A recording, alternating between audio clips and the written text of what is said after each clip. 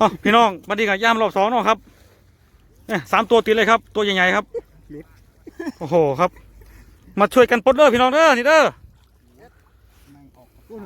ลำบากขั้นซักคุณ โอ้โน่นครับปานสัก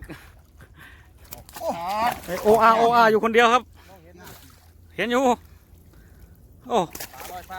ปลาลอยฟ้านี่ครับโอ้ฝั่งนี้ครับใหญ่มากเลยครับเนี่ย ตัวใหญ่เกินมอง ไซโลเลยครับโทรศัพท์เปียกกล้องแล้วมั้งเนี่ยดิ้นดีขนาด บาท 2ครับบาท 2ครับจับตัว นี่มาปลดอยู่นี่เนี่ยใส่กันปลดอยู่นี่เนี่ย ตัวนี้สวยเลย จะมาถือถุงให้เขาก็ได้เนี่ย เดินไปเดินมาพูดเห็นบ่หนูพูด คนวานแหก็วานครับ ตอนนี้ก็มีทั้งเวียดนามทั้งอินโดครับ มันขมิ้น เขมรก็มีครับ ไทยสวย ไทยสวย ลาวโอ้ยปลุกยากเลยตัวใหญ่เกินโอ้มันขาด ตัวใหญ่ก็ปลดยากนะตัวใหญ่มันใหญ่กว่ามองเนาะ หมานบ่ทั้งบุญ ฝั่ง ห นู้ มาน นบ่ครับ ฝั่งนู้นก็คนไทยครับก็วานแหกันค แท้ รับ ที่บ่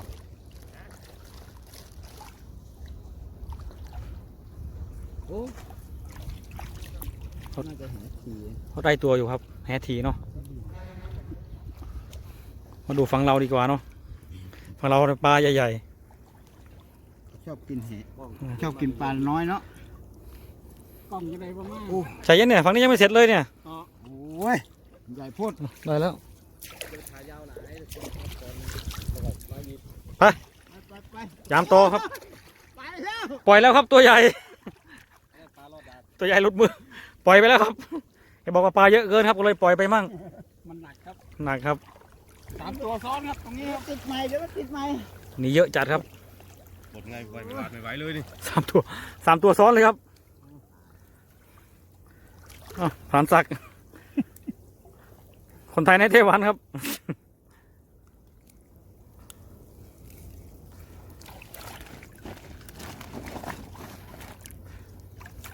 อู้ถูเสียบแรง สีนี้น่ากิน อืม สีด โอ้ย้อนแสงเปล่าเนี่ย ปล่อยคืนบ่สีดำมันก็มันไม่มันเนาะ ำ สีดำปล่อยก็ได้สีดำอ่ะ เอาเราตัวใสๆเนาะ เอาแต่ตัวใสๆพอ รอดูปลาว่าได้เยอะเปล่า เยอะแล้ว ค่อยปล่อย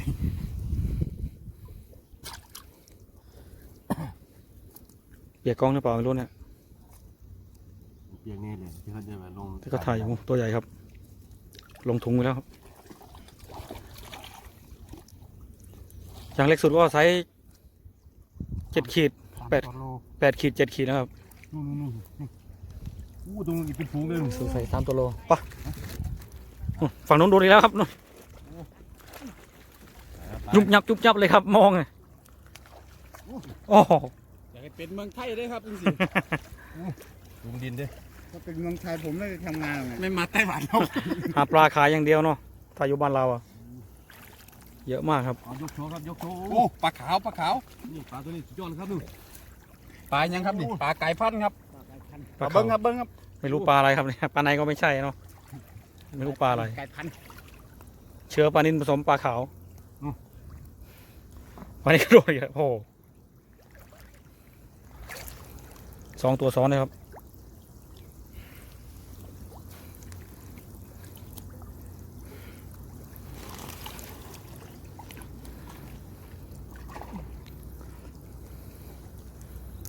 นี่ครับ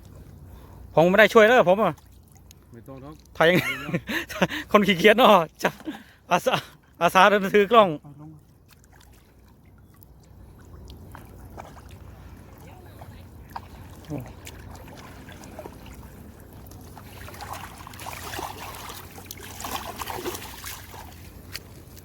สีสวยดี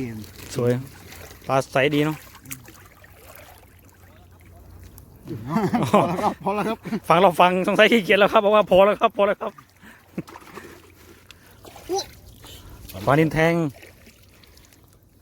มันเข้าไปยังไงวะเนี่ยไปลุ้นกันต่อครับพี่น้อง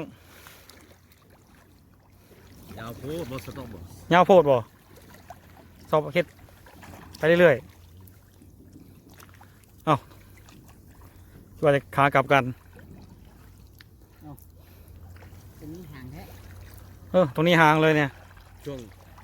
ลากเลยช่วงโค้งมัน ป่ามันไม่อยู่หรือไง มันแลนนี้มันแลนนี้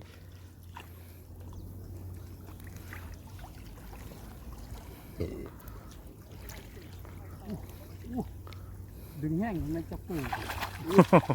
โดนนี้แล้วครับพี่น้อง งามเลย บอกใส่กำลังสวยเลยใส่กำลังแกงเลยครับ